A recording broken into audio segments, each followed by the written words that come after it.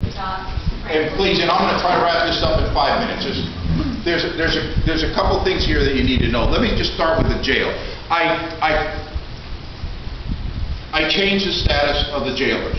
Okay, the status of the jailers was under the Penal Code 831.5, which gives them no peace officer power. They're jailers. I changed them. Mitchell changed them to 830.1C, which gives them rights as peace officers. Okay, here's the deal. They're not trained as peace officers. They don't go through academy. They don't go through an FTO program.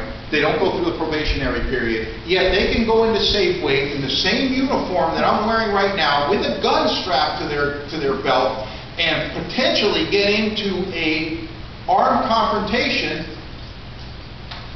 with no training.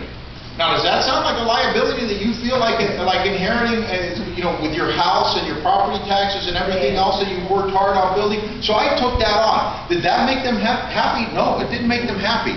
Did that make me the bad guy in front of the jailers? You bet. I got nothing but, snarls and bad looks from them. But you know what? It's the right thing to do, and that's what I'm going to do. Now, let me say something else. I travel through that jail at least once a week, sometimes 2 or 3 times a week. Sometimes I get up in the middle of the night and I just get dressed, I jump in my car, and I go straight down to the jail. You know why?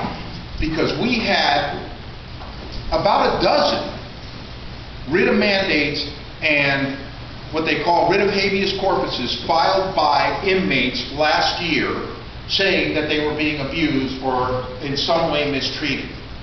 Now, I'm not here to advocate for crooks, don't get me wrong, but we have a responsibility to take care of the people that are inside that jail. So what I do is I walk through the jail and I listen to them. And I let them tell me what's going on. And then I adjust what's going on in the jail based on what I'm hearing from them. What that has done is given them a voice to at least talk to the sheriff and be able to relay their pebble in their shoe. And what it's done is absolutely eliminate these writs. I have had not one in 6 months. Not one writ of mandate, not one writ of habeas corpus, not one federal civil rights lawsuit filed by any prisoner in this county. Not one.